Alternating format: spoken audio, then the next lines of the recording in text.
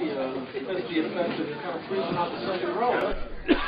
Wrapping up today's White House briefing and now live to the floor of the U.S. Senate, where senators are debating 3 trade pacts for Colombia, Panama, and South Korea. This is live coverage of the Senate. Floor for today's session. Without objection. Mr. President, today I introduced, along with Senator Murkowski and 22 other senators, the County Payments Reauthorization Act of 2011.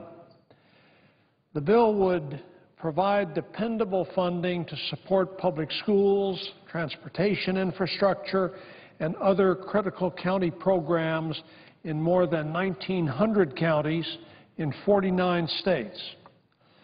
Specifically, it would continue to fund for 5 more years the Payment in lieu of Taxes program, and it would reauthorize the Secure Rural Schools and Community Self-Determination Act, both of which expired at the end of September. Let me correct that. I believe only the Secure Rural Schools Act expired at the end of September. Economists have long said that funding for local governments not only provides one of the most efficient and immediate ways to create and save jobs, it also helps to ensure that the essential community services on which economic growth depends are maintained. These programs have proven that point in recent years. They have been lifelines for financially strapped rural counties and the thousands of Americans that they employ and that they contract with. They have employed a multitude of public school teachers, supported countless miles of county road projects, funded thousands of collaborative forest and watershed restoration projects, and paid for hundreds of community wildfire risk reduction programs in all parts of the country. I'd like to give one example from my home state of New Mexico. Many of you may know that the Wallow Fire this summer grew to become the largest fire in the history of Arizona. You may not know that its leading edge burned more than 15,000 acres into New Mexico, and it threatened the community of Luna in Catron County, New Mexico. When I visited the town of Luna, the community's firefighters told me that the wildfire risk reduction projects they had completed using funds from the Secure Rural Schools program helped to save their town. And the funds from this bill will fund many projects to help their local forest and watersheds and many others around New Mexico to recover from the severe fires that burned there this summer. Despite the important work that these programs support, we recognize that funding these programs is not easy, given the financial circumstance we find ourselves in.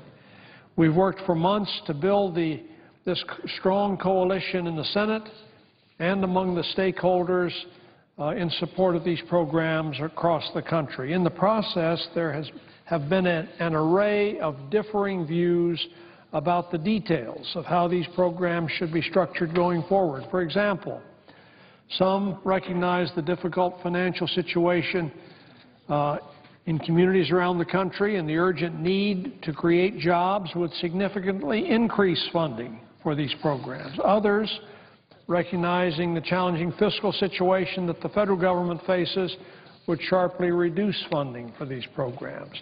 Some would shift the emphasis of the Secure Rural Schools program to forestry projects, such as those covered by Titles 2 and 3 of that program. And others would shift the emphasis to public schools and to road projects. Most importantly, there has been broad agreement on the most critical issues. First, there's broad agreement that funding for these 2 programs is immensely important. Second, there's broad agreement that the only way for us to successfully continue that funding is for us to continue the successful compromise that we negotiated in 2008. Congress overwhelmingly passed that compromise that has provided funding for these programs for the last 4 years, and our communities have broadly supported it. The alternative that seems to have become routine here in Congress is to emphasize our differences and destroy the coalition of support that will be essential to continued funding of these programs.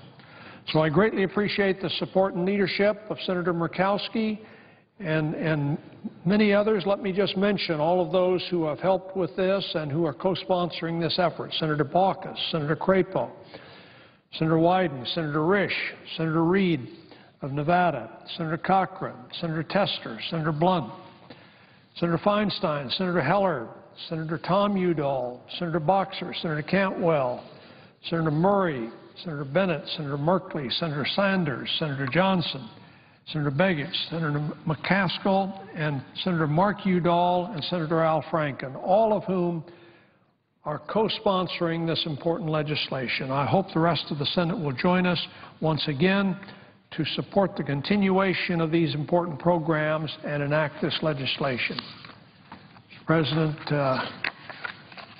I yield the floor.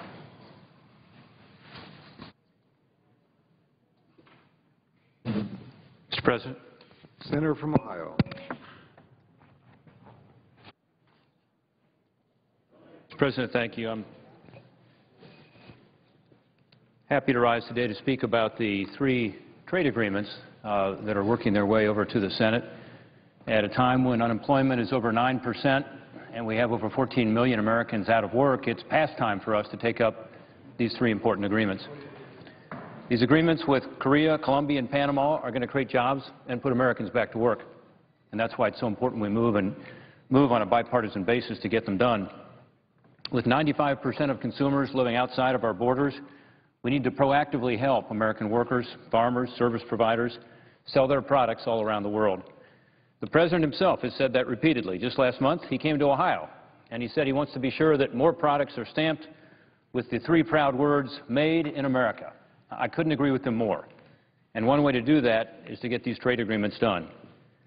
Finally, we have the opportunity to vote on them. And this will help us to gain market access for U.S. workers to about 100 million consumers. Unfortunately, while these agreements have been sitting on the shelf for over 4 years, our workers, our farmers, our service providers have lost market share. They've fallen behind because other countries have completed agreements and their workers and their farmers, their service providers, have gained market share that we should have had. According to the National Association of Manufacturers, by waiting for 4 years to take up these agreements, American workers have lost over $12 billion in wages. So I'm glad the agreements are here. They should have been here sooner. And again, this to me should be a lesson that we learn as the United States Congress, United States Senate. We need to have more agreements, and we need to have them negotiated constantly on behalf of our businesses and our workers. While we've waited for the President to submit these agreements to Congress for a vote, other countries have moved forward, and they've gained footholds in other markets. The European Union and Korea, along with Canada and Colombia, have negotiated, completed, and put into force their own trade agreements that they started to negotiate after we were done with ours. In other words, we finished our negotiations. They then began negotiations. They've already ratified their agreements, and they're now, in effect, taking market share away from us. We've seen the U.S. market share be reduced in Colombia and in Korea because of these agreements. A good example would be our exports of agricultural products to Colombia. We've seen them drop from 70% of the market for corn, wheat, and soybeans to less than 30% of the market, just since we completed the agreement with Colombia. Because, again, the President did not send these agreements forward for ratification. We have been on the sidelines while farmers in my state and around the country have lost out. We're falling behind in Korea also. When we started discussing an agreement with Korea, the United States was Korea's biggest trading partner. Since then, we have slid down the ladder, with China, Japan, and the European Union jumping ahead of us. According to the U.S. Trade Representative's office, in just over a decade, our share of Korea's goods imports has fallen from 21% of their market to 9% of their market, while China's share of the Korean market has increased from 7% to 17%. So we're now at 9%. China's now at 17%. Now, this has happened, again, since we began the negotiations or discussions about negotiations with Korea. By standing still, we're still allowing China and our competitors to get a leg up in this crucial Asian market. According to the President's own metrics, these 250,000 new jobs. Conversely, according to the U.S. Chamber of Commerce, if we fail to move forward on these agreements, we would lose 380,000 jobs. Again, because we would lose market share that we already have to these other countries that are negotiating agreements while we sit on the sidelines. The nonpartisan U.S. International Trade Commission says these three agreements will increase U.S. goods exports by nearly $13 billion each year. When I was the U.S. Trade Representative, I had the privilege of launching the Korea Agreement, actually in a room right next to the chamber. That agreement is called KORUS, K-O-R-U-S. I did so with Korean Trade Minister Kim in February of 2006. At that time, many people said this agreement would be very difficult to negotiate. Some criticized us for launching it, thinking this economy was too big, too complicated, and we would not be able to come to a meaningful agreement. But we took the chance because we saw the incredible potential for trade liberalization that would drive greater economic growth in the United States and U.S. job creation, and also because of the importance of the alliance with the Republic of Korea. Turns out the skeptics were wrong, and we now have before us this week to vote in the United States Senate the largest export agreement, largest free trade agreement that this Congress has looked at in almost 2 decades. Korea is a vital market for U.S. exports already. It's America's seventh largest trading partner, and their economy is now growing by more than 6% per year. KORUS eliminates tariffs on over 95% of U.S. exports of industrial and consumer goods to Korea within the first 5 years of the agreement. The agreement's intellectual property rights provision contains stringent protections for American intellectual property, extremely important to some of our service companies and other exporters. The agreement also gives American companies additional access to Korea's $850 billion services market. America has a large trade surplus, actually, in services right now, both globally and with Korea, and this agreement will allow America's service companies that are the best in the world to expand and sell more products to a country of 48 million people. KORUS is supported by the United Auto Workers, the United States Chamber of Commerce, and many other business and export-related groups. Let me read an excerpt, if I could, from the United Auto Workers statement earlier this year about the Korean Agreement. The UAW said that the Korean Agreement and related auto provisions, quote, will protect current American auto jobs, will grow American auto industry jobs, and includes labor and environmental commitments, and has important enforcement mechanisms. The KORUS Agreement opens an important market for American farmers and ranchers as well. According to the International Trade Commission, KORUS will expand American agricultural exports by $1.9 billion to $3.8 billion per year. In my own state of Ohio, KORUS, along with Panama and Colombia, will increase agricultural exports by nearly $55 million annually, just for Ohio. KORUS will eventually phase out the 40% Korean tariff on U.S. beef and will immediately eliminate the 5% Korean tariff on soybeans, resulting in a $3 million annual increase in Ohio soybean exports. Soybeans are the biggest export crop in Ohio. In fact, 1 out of every 2 acres in Ohio of soybeans is planted now for export. KORUS also opens the door for American manufacturing jobs. In Ohio, over 25% of manufacturing jobs now depend on exports. Over $31 billion of U.S. manufactured goods were exported to Korea last year. In fact, Korea was our fastest-growing export destination in the world, with a 37% increase over 2009. When American manufactured goods are exported to Korea, they face an average tariff now of about 9%. With passage of this agreement, this 9% tariff will fall to 0, and in most cases immediately. However, due to this agreement we talked about earlier between the European Union and Korea going into force about 100 days ago on July 1st, EU exports to Korea are now on the rise because more than 90% of their goods can now enter Korea duty-free. So again, it's important that we move forward and move forward quickly to avoid losing more market share, which is difficult for us to regain. The Cleveland Plain Dealer wrote an editorial recently entitled, "Korea Free Trade Deal Will Help U.S. and Ohio." This piece talked about the benefits of the Korean Agreement, particularly for manufacturers and auto workers. The editorial concluded by saying, quote, "Trade can help drive recovery. This deal with a longtime ally will help." They are right. Another important agreement is the U.S.-Colombian Trade Promotion Agreement. Colombia is a growing economy in Central and South America to which the United States exported over $121 million in goods last year. This agreement with Colombia is a clear victory for U.S. workers. Due to preference programs that are already in place, nearly 90% of the exports from Colombia to the United States come in duty-free. So we largely have a one-way free trade agreement with Colombia already. Due to these preference programs, this agreement will be a huge benefit to U.S. workers and U.S. businesses, because U.S. exports to Colombia have faced an average tariff of about 14%. So historically, 90% of theirs have come in duty-free, while ours face much higher tariffs when they enter Colombia. This isn't fair trade. This agreement will fix that. It will be sure that the one-way trade that advantages Colombian exports instead of American exports is balanced.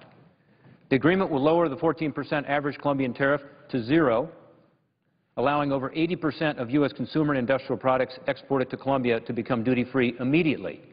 The agreement also immediately eliminates duties on about 70% of U.S. farm exports, including soybeans, wheat, barley, flour, and beef. It also establishes new transparency rules on non-tariff barriers to trade. In other words, not a higher tariff, but other barriers in the country, so-called non-tariff barriers that keep our products out. Further, it establishes new commitments on environment and labor, an area in which Colombia is improving and proactively addressing. The agreement also protects U.S. intellectual property with enhanced protection for copyrighted entertainment products, software, and U.S. trademarks. Finally, we have an important agreement with Colombia's Latin American neighbor, Panama, another key ally to the United States.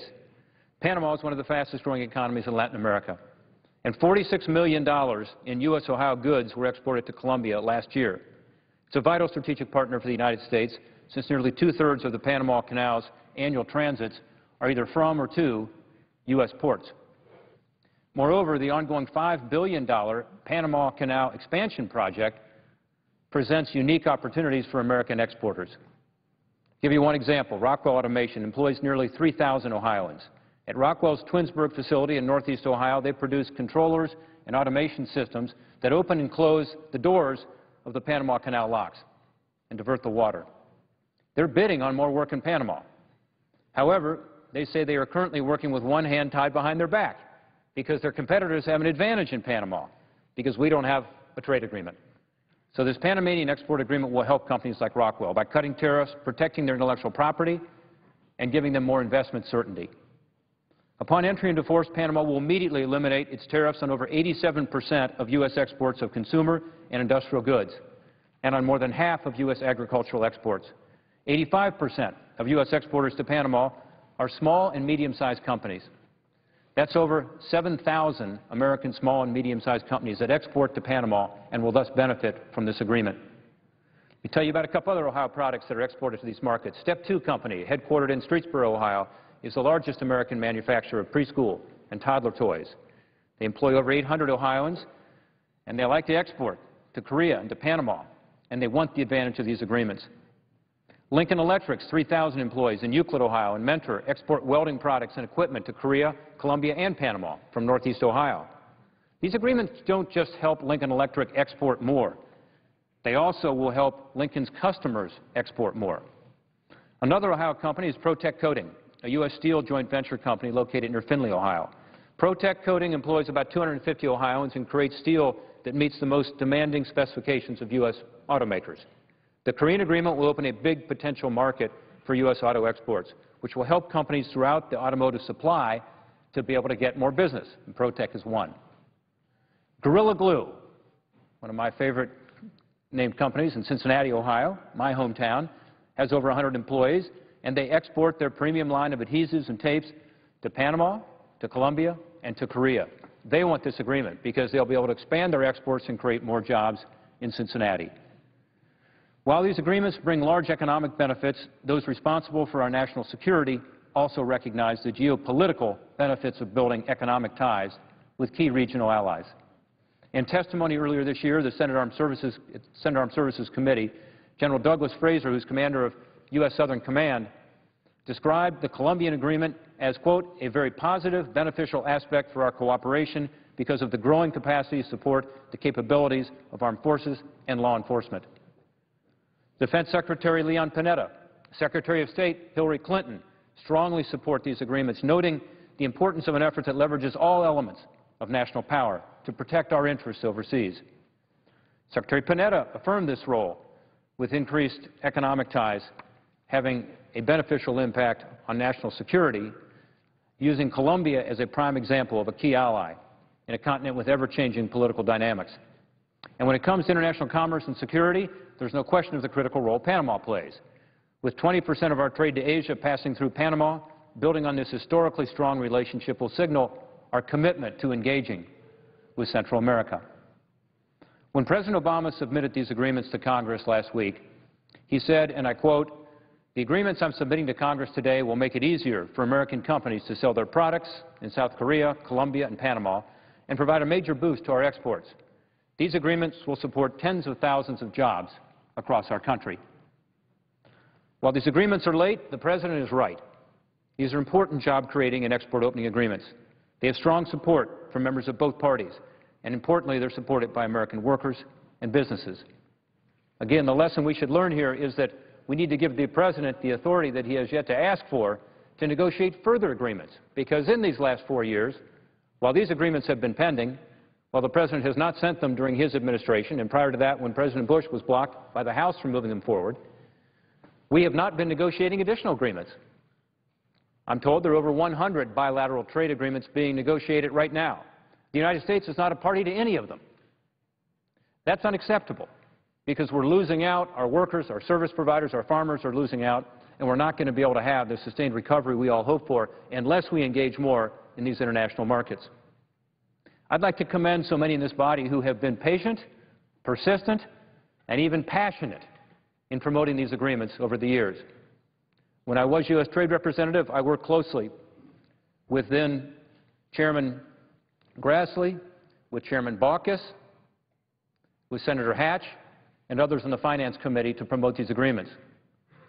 Those senators are to be commended today. We'll hear a lot from Senator Baucus and Senator Hatch on the floor, I'm sure, about the importance of these agreements, but I want to underscore the key role that they played, even early on, in ensuring that these agreements could be here before us today.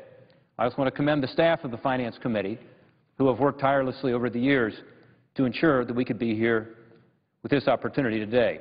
Other senators have played a key role, Senator Blunt, Senator Kerry, and others who I should be naming but I'm not, to make sure that we have this opportunity to move our country forward by enacting these agreements. Finally, I want to thank the dedicated staff at the Office of the U.S. Trade Representative who made these agreements possible. Again, I had the privilege to lead this nimble and effective agency comprised of remarkable public servants who relish the agency's mission, which is to knock down barriers to U.S. products so that we get a fair shake. They balance this challenge with aggressively enforcing our international trade laws, which is also part of the mix. We both need to expand exports and open markets and ensure that trade is fair, that we're enforcing both the international standards and U.S. laws with regard to trade. They do it very well. Without our negotiators' commitments to resolving some of these very complex and sometimes controversial economic issues, we would also not be here today. So I commend them. For all those professionals with whom I've had the honor to serve, and for those who are there now, serving under Ambassador Ron Kirk, who has also been a strong promoter of these agreements, I thank you for your efforts. Finally, I just want to urge my colleagues who are on the fence, and some of them have talked to me, to take a strong look at the economic and geopolitical benefits of these agreements. We don't do much around here that's bipartisan these days, and yet we have a country that's crying out for it. This is an example of where we can come together as Republicans and Democrats, realizing that with 14 million Americans out of work, we need to do things to move our economy forward. This is a clear example where we can indeed take steps that are bipartisan, where we have a consensus to be able to create jobs and opportunity in the United States of America. Thank you, Mr. President. I yield back. Mr. President. Senator from Pennsylvania is recognized. Thank you, Mr. President. Mr. President, I rise this afternoon to speak for a couple of moments about the 3 pending trade agreements that the Senate is considering, those with South Korea, Panama, and Colombia. And I want to start by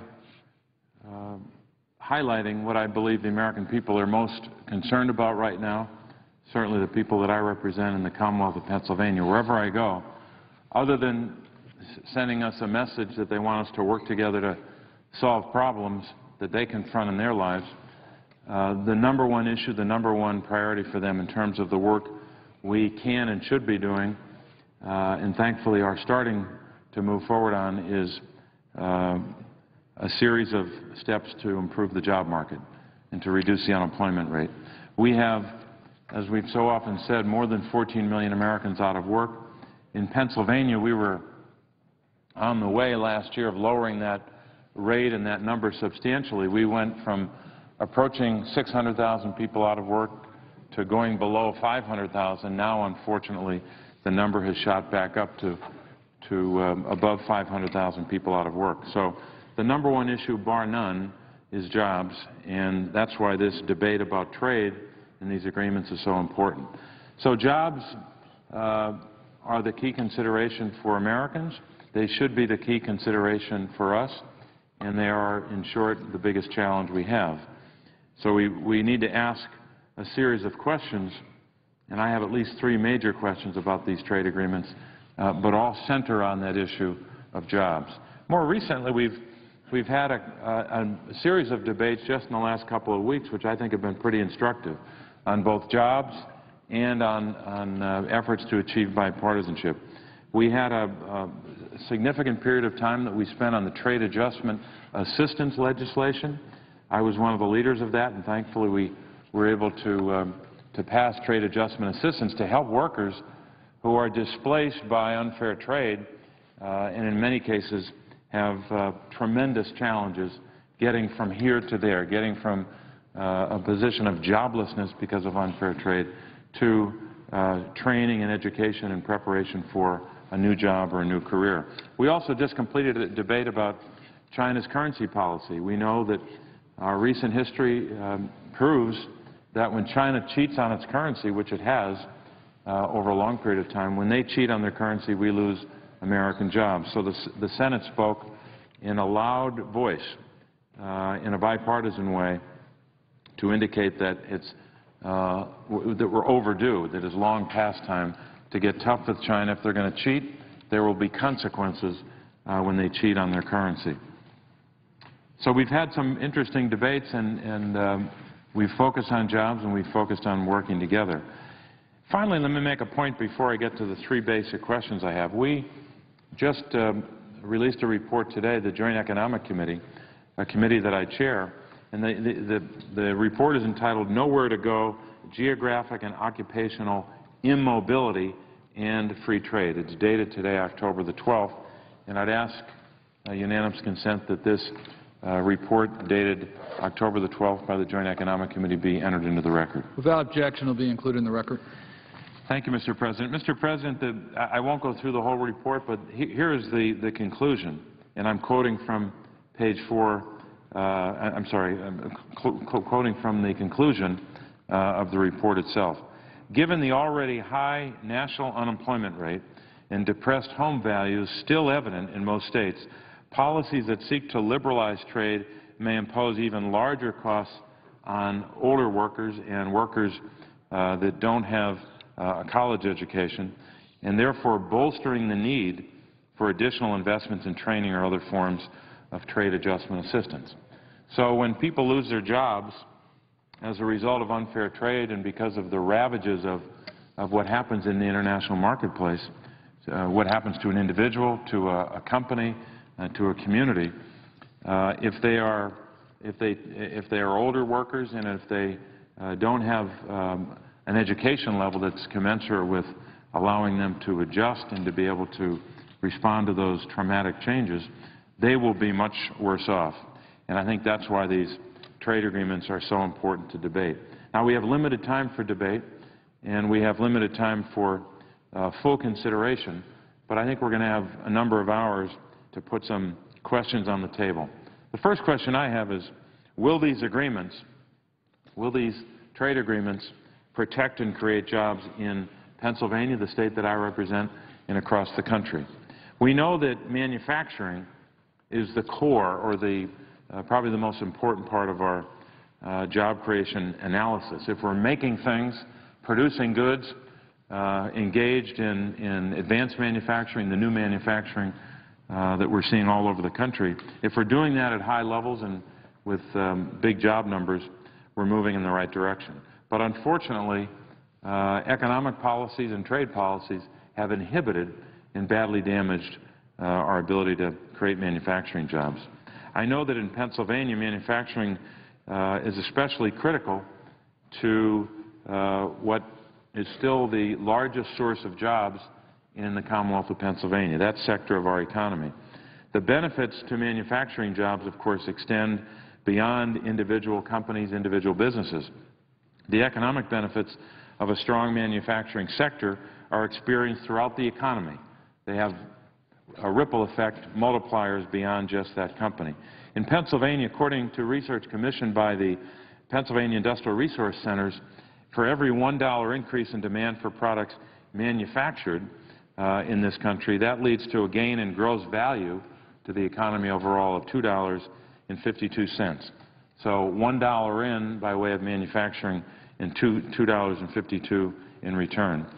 Furthermore, manufacturing jobs create and support middle-income families. We know the wage level is higher, and therefore those families can benefit tremendously. In 2008, average annual compensation of a worker in the manufacturing sector was over $65,000 on an annual basis. The average pay for the rest of the workforce was some $10,000 less. Each good-paying job in the country allows for more money to flow back into the economy. We know that. And given the importance of protecting these crucial, or critical, I should say, manufacturing jobs, we must ask ourselves, will the trade agreements with South Korea, Colombia, and Panama create jobs, especially in the manufacturing sector? Unfortunately, the answer to that question is no. And all we need to do is look at the history. This isn't theory. All we need to do is look at recent history. Trade-related job expansion has been, unfortunately, an unfulfilled promise to the people of Pennsylvania and across the country. In 1993, the United States entered into the so-called NAFTA agreement, North America Free Trade Agreement, which promised to deliver hundreds of thousands of jobs across the United States. Those gains were not realized, and especially in a state like Pennsylvania. From 1993 to 2002, 525,094 workers were certified as displaced under NAFTA, according to the Department of Labor. Overly optimistic job creation estimates were not the only flawed projection at that time. Leaders suggested that NAFTA would expand demand for American exports. That never came to be. In 1993, the United States had a small trade surplus with Mexico. Let me say that word again. We had a surplus in our trade with Mexico. By 2010, just 17 years later, according to the Census Bureau statistics, we had amassed a trade deficit of $66.4 billion with Mexico. Our trade relationship with Canada tells the same story, a widening trade deficit from $10 billion in '93 to $28.5 billion in 2010. So we know, and everyone knows this, that a trade deficit does lead to job losses. In Pennsylvania, we've seen a dramatic decline in manufacturing employment since NAFTA and since it was implemented, losing a total of 308,100 manufacturing jobs.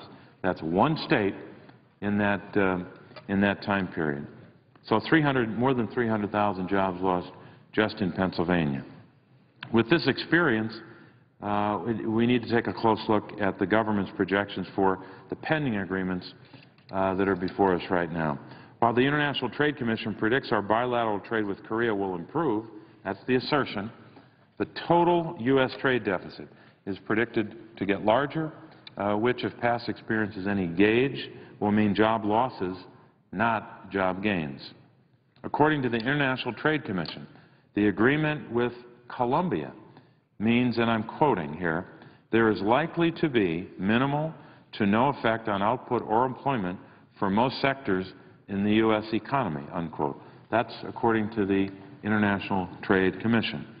About the Panama Agreement, the same commission concluded that the impact of the free trade agreements would, quote, likely be small because of the small size of the Panamanian market relative to U.S. trade and production, unquote. Simply put, even the always optimistic International Trade Commission does not see these agreements as job-creating measures. So that's question number one, a direct question on jobs. Question number two, will this agreement create a level playing field? I would assert the answer is no to that question. Panama, while a very small economy, has one advantage to lure foreign investment. It remains a tax haven for companies that incorporate within its borders. As recently as 2009, Panama was listed on all major tax haven lists maintained by the Organization for Economic Cooperation and Development, the so-called OECD, Global Forum on Taxation, the National Bureau for Economic Research, and the IRS Service. While the Tax Information Exchange Agreement signed since then may address these issues, this same organization, the Organization for Economic Cooperation and Development, has yet to evaluate whether Panamanian law will allow for effective enforcement pursuant to these agreements. Given lack of definitive progress, I'm concerned that the Panama trade deal remains silent on this very basic issue. Let me move to the question of what happens as it relates to Colombia on this basic question about a level playing field. According to, or I should say additionally, as it relates to Colombia, despite efforts to move that country toward a regime that tolerates workers' rights, Colombia remains one of the most dangerous places in the world for union workers to be working. While it has been greeted with great fanfare, nothing in the so-called Labor Action Plan negotiated between the U.S. and the Colombian government, nothing has required Colombia to establish a measurable system for enforcement of these labor rights prior to ratification or implementation of the agreement. In fact, Colombian companies, I should say, can skirt many of the provisions in the so-called action plan. For example, by forcing new hires to sign a pledge offering higher salaries based upon a number of conditions, including not joining a union. Given the weakness of this plan, it is not surprising that violence against union workers remains commonplace in Colombia. 22 union members and organizers have been killed in Colombia this year.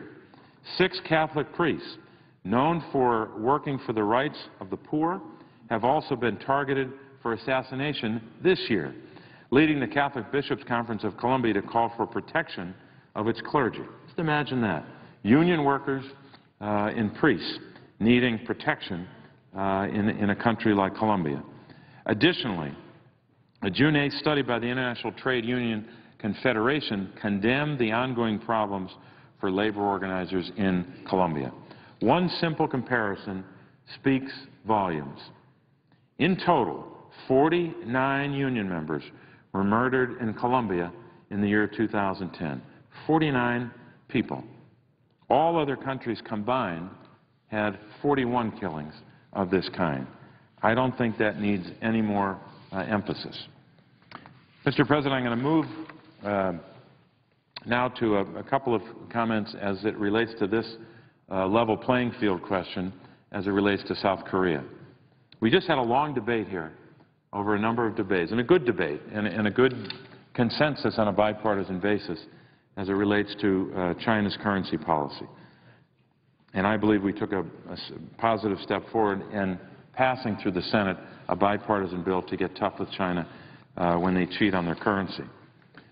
All the while, we didn't say much about another country that has had currency problems, and that's South Korea.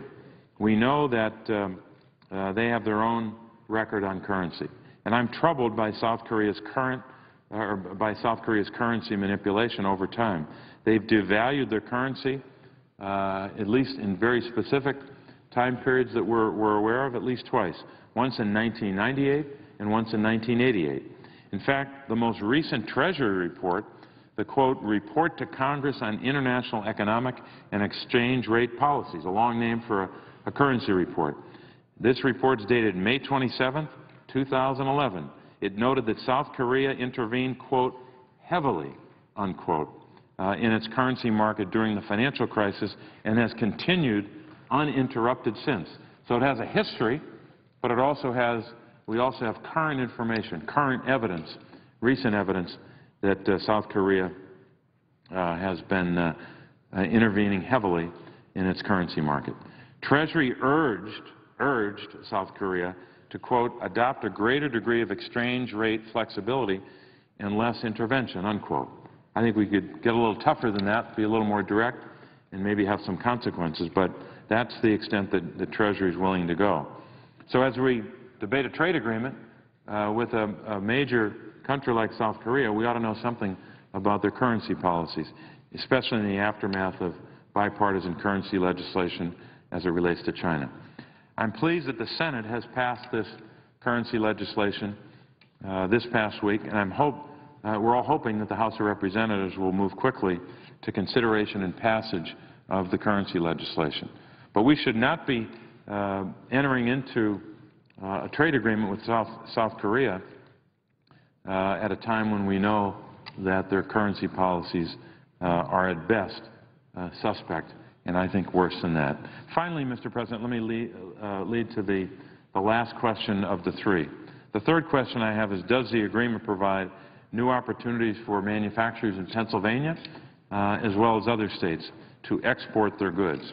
The benefits of the agreements with South Korea, Colombia, and Panama have been, in my judgment, overstated, while the risks have been largely ignored.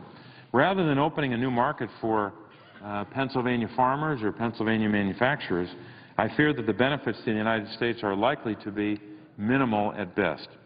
There are specific reasons that the South Korea deal fails to deliver for Pennsylvania exporters as well. First, the most recent benefits are based upon an overly optimistic projection for agriculture. These projections, compiled by supporters of the agreement, assume that a cut in tariffs will immediately equal a growth in market share. We know from past experience that Asian markets, including South Korea, have come up with a host of unjustified non-tariff restrictions to keep U.S. goods, particularly beef, out of their country. These barriers to free trade are likely to limit export potential and are largely unaddressed in the agreement. There are other troubling clauses as well, dealing with, in this case, the beef industry. The South Korea agreement will allow American beef packages to use Canadian or Mexican cattle and then export the packaged Mexican and/or Canadian beef as, quote, American, unquote, beef. This policy, while great for beef packagers, undercuts U.S. ranchers. Another problem with the Korea deal is which goods will qualify for the, quote, made in South Korea, unquote, that designation or sticker, which will qualify for that.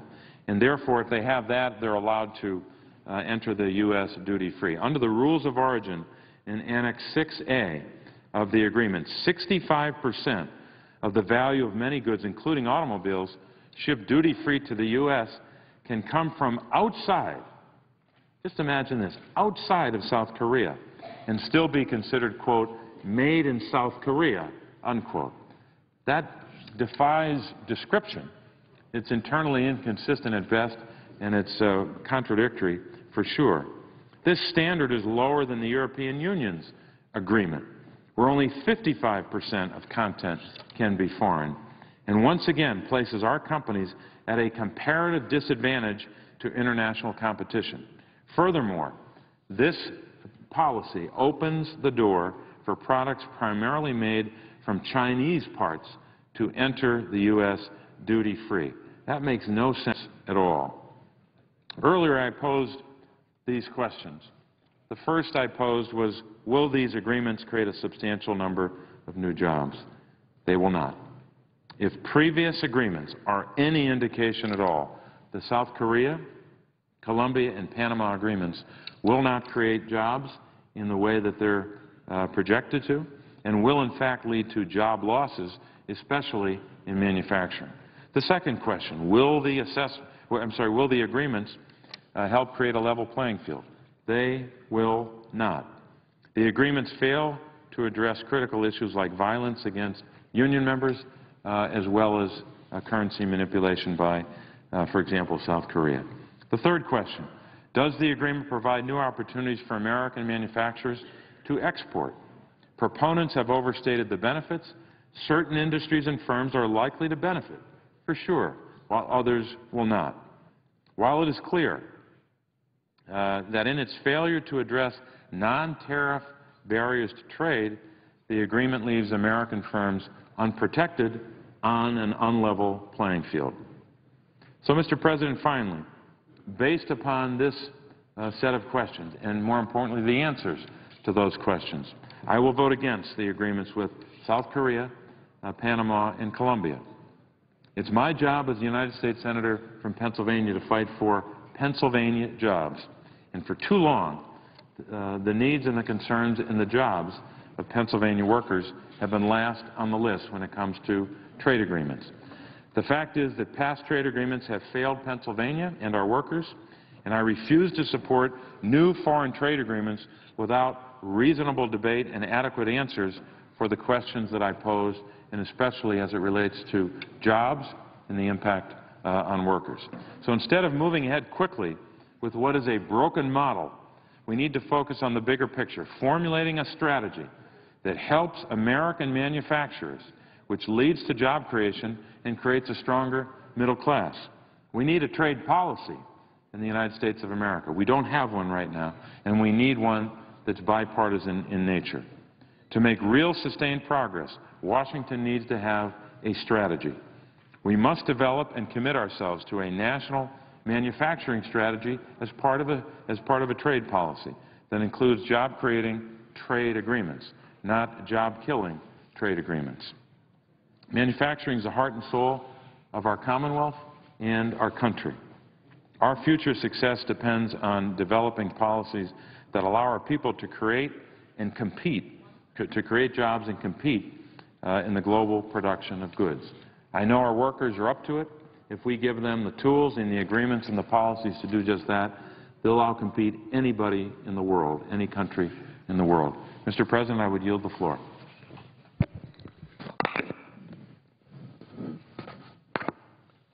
Mr. President. The Senator from Vermont. Let me begin by concurring with much of what the Senator from Pennsylvania has said. I think he is right on. And like him, I rise today in strong opposition to the unfettered free trade agreements with Korea, Colombia, and Panama. Mr. President, let's be clear. One of the major reasons why the middle class in America is disappearing and why poverty is increasing and why the gap between the very wealthy and everybody else is growing wider is directly related to our disastrous, unfettered free trade policy. If the United States is to remain a major industrial power, producing real products and creating good-paying jobs, we cannot continue the failed, unfettered free trade policies that have been in existence for the last 30 years. We need to develop trade policies, I know this is a radical idea, that work for working people and not just the CEOs of large corporations. What we must do is rebuild our manufacturing sector and once again create millions of good-paying jobs where workers are producing real products made in the United States of America. Mr. President, over the last decade, more than 50,000 manufacturing plants in this country have shut down. Let me repeat that. In the last decade, more than 50,000 factories in this country have shut down. Over 5.5 million factory jobs have disappeared. Back in 1970, 25% of all jobs in the United States were manufacturing jobs, often paying workers a living wage, decent benefits, pensions. Today, that figure is down to just 9%. In July of 2000, there were 17.3 million manufacturing workers in this country. Today, there are only 11.7. Mr. President, according to a recent study conducted by the well-respected economists at the Economic Policy Institute, permanent normal trade relations with China has led to the loss of 2.8 million jobs. In fact, the United States has lost an average of about 50,000 manufacturing jobs per month since China joined the World Trade Organization in 2001. Now, I was in the House of Representatives when PNTR with China was passed, and I can remember all of the fine speeches from the President on down, Republicans, Democrats. Permanent normal trade relations with China is going to open up that great market, going to create millions of jobs in America. It wasn't true. Free trade with China ended up costing us 2.8 million jobs. And you don't have to be an economist to understand that. All you have to do is walk into any department store in America and buy a product. And you know where that product is made. It's not made in the United States of America. It's made in China. And we all now understand what that trade agreement was about. It was not to open markets in China for American products. It was to open China so corporations in this country can shut down here, throw American workers out on the street, and move there in order to pay workers pennies an hour. That's what those trade agreements are about. And, Mr. President, there is no doubt in my mind, certainly to a much lesser degree, because these are smaller trade agreements, that the trade agreements with Korea, Panama, and Colombia will continue that same process. Mr. President, the United States Department of Commerce has reported that over the last decade, U.S. multinational corporations slashed 2.9 million American jobs. Now, the biggest advocate of unfettered free trade, of NAFTA with Mexico, of PNTR with China, of these trade agreements, it's corporate America. It's the Chamber of Commerce. It's the National Association of Manufacturing. They spend huge sums of money on lobbying, campaign contributions in order to make Congress vote for these great trade agreements. And yet, let me repeat, over the last decade, these very same corporations that want us to pass these disastrous trade agreements slashed 2.9 million American jobs. Furthermore, what we have learned is that during that same period of time, and here's the kicker, these same corporations have created 2.4 million jobs. The only problem is those jobs were created in China, Mexico, and other low-wage countries. So, Mr. President, what we have here is that the key advocates for continuing this disastrous trade policy are precisely the people who have been slashing jobs in America, closing down factories, and hiring people abroad. And I would suggest that members of the Senate might want to think twice about listening to the advice of people who have been laying off millions of American workers. And oddly enough, again, we have one of the leading advocates for these disastrous trade agreements. It's the Chamber of Commerce. Well, some years ago, the Chamber of Commerce, to their credit, were pretty upfront. They said outsourcing is a good idea. They recommended to American corporations, shut down in America, move abroad, it's good for your stockholders. Do you really want to take the advice of people who believe that outsourcing and throwing American workers out on the street is a good idea? I don't think so. Mr. President, today we're hearing all this talk about how these trade agreements are going to create new jobs. We heard it before. It's the same old movie. The American people understand that it's a bad movie. It's an unfactual movie.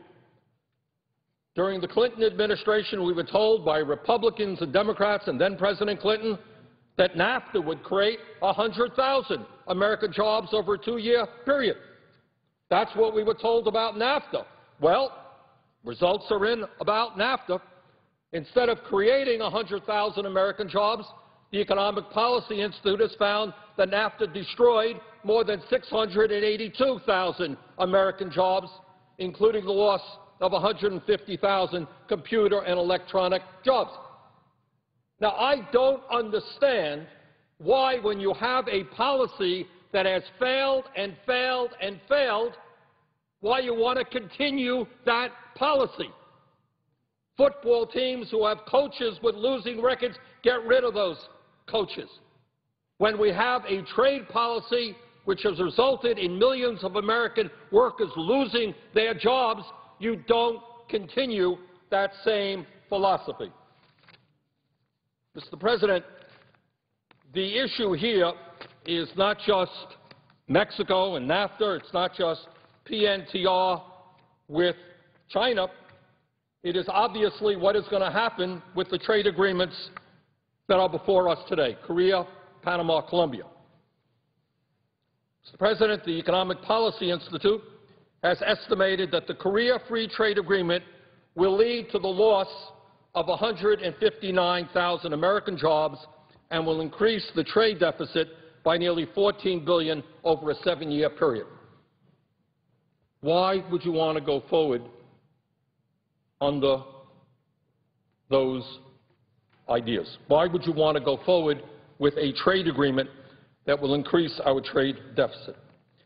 President Obama has estimated that the Korea Free Trade Agreement will, quote, support at least 70,000 American jobs, unquote, but the headline of a December 7, 2010 article in the New York Times says it all. And they say, and I quote, few new jobs expected soon from free trade agreement with South Korea. According to this article, the Korea Free Trade Agreement, quote, is likely to result in little, if any, net job creation in the short run, according to the government's own analysis. Mr. President, let me touch on one particular aspect of the Korea Free Trade Agreement that I find especially troubling, and I think the American people, to the degree they understand this and learn about it, will also find troubling. And that is that this particular free trade agreement will force American workers to compete not just against the low-wage workers in China or Vietnam or Mexico. They're going to be forced to compete against the virtual slave labor that exists in North Korea, the most undemocratic country in the world, and a country itself whose government will financially benefit from this agreement with the dictatorship of Kim Jong-il. Mr. President, we all know that under current law, the U.S. has an embargo on all North Korea goods for a very good reason. Workers in North Korea are the most brutalized in the world, have virtually no democratic rights, and are at the mercy of the most vicious dictator in the world. But if the South Korea Free Trade Agreement is signed into law, the United States would have a new obligation to allow South Korean products to come into our country tariff-free that contain major parts made by North Korean workers who make pennies an hour. According to a January 2011 report from the Congressional Research Service, and I quote, there is nothing to prevent South Korean firms from performing intermediate manufacturing operations in North Korea and then performing final manufacturing processes in South Korea. In other words, there's a huge industrial park in North Korea. South Korean companies own that park. Workers there are paid horrendously low wages, and some of those wages go right to the North Korean government. Products made in that industrial park in North Korea will go to South Korea and then will come back into the United States as part of that so-called free trade agreement. Today, over 47,000 North Korean workers are currently employed by more than 120 South Korean firms, including Hyundai at the Kaesing Industrial Complex in North Korea. This facility is located just 6 miles north of the demilitarized zone, with direct road and rail access to South Korea and just an hour's drive away from Seoul. These North Korean workers officially make a minimum wage of 35 cents an hour, but they actually make much less than that. Instead of paying these workers directly, Hyundai and the other South Korean firms pay the North Korean government. How's that? South Korean companies, major companies, pay the North Korean government. They take a piece of the action, going to the most undemocratic, vicious dictatorship in the world. Products then go to South Korea, and then they're part of the free trade agreement with South Korea. In 2007, Han Duck-soo, who was then the Prime Minister of South Korea and is now the current South Korean ambassador to the United States, said, and I quote, "The planned ratification of the South Korea-U.S. free trade agreement will pave the way for the export of products built in Kaesong, North Korea, into the U.S. market," end of quote. So, what we have now is American workers forced to compete against desperate people all over the world who are making a tiny fraction of the wages that are paid in America, forced to compete against countries where there are no environmental standards, where workers' unions are not recognized or respected. But now it gets even worse. American workers are now being forced to compete against the virtual slave labor in North Korea as part of this trade agreement. Mr. President, what about the Colombia Free Trade Agreement? It is understandable why the CEOs of multinational corporations would like this free trade agreement. After all, Colombia is one of the most anti-union countries on the planet. Since 1986, over 2,800 trade unionists have been assassinated in Colombia, more than the rest of the world combined. Mr. President, think about it for a moment. If we found out that 50 CEOs have been assassinated last year in Colombia instead of 50 trade union leaders, do you really think we would be on the verge of approving a free trade agreement with our country? Frankly, I don't think so. And lastly, let me just say a brief word about Panama and the Panama Free Trade Agreement.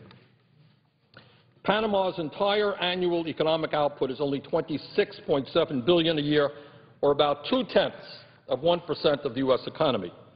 No one can legitimately make the claim that approving this free trade agreement will significantly increase American jobs. Then why would we be considering a standalone free trade agreement with Panama, tiny little country? Well, it turns out that Panama is a world leader when it comes to allowing wealthy Americans and large corporations to evade U.S. taxes by stashing their cash in offshore tax havens.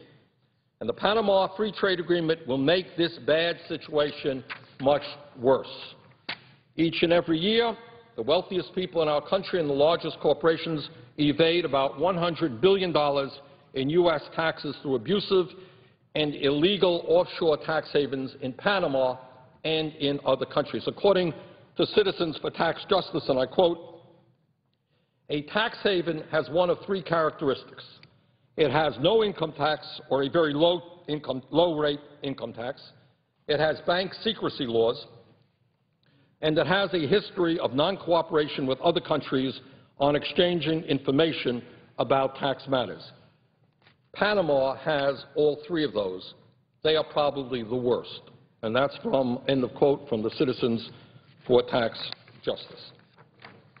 So, Mr. President, let me conclude. I will be back on the floor later on to amplify on these remarks. But let me just conclude by saying this. If you go out to any community in America and you ask people in those communities, especially working people, and you say, do you think our current free trade agreements, NAFTA, permanent normal trade relations with China, have worked? Have they been creating jobs in your community, or have you seen factories shut down? I will suspect that in almost every instance, people will say, and this is what the polls tell us, is these free trade agreements are not working for American workers. They are costing us jobs. That's what the American people understand to be true because it is true. So it seems to me that when you have a history of failed trade policies, policies that have enabled and encouraged large corporations to shut down in this country and move abroad, it is insane to continue that policy if you are serious about creating jobs in America, rebuilding our manufacturing sector, and trying to address the crises facing the middle class today. We need new trade policies. Trade unto itself is a good idea. Everybody believes in trade. But you need trade policies that are designed to help ordinary working people and not just wealthy CEOs. And I feel very strongly that the policies that we are debating today, trade policies like Korea, Panama, and Colombia, are nothing more than extensions of disastrous trade policies of the past. They should be defeated. We should come together and develop new approaches to trade which benefit all of our people and not just CEOs of multinational corporations.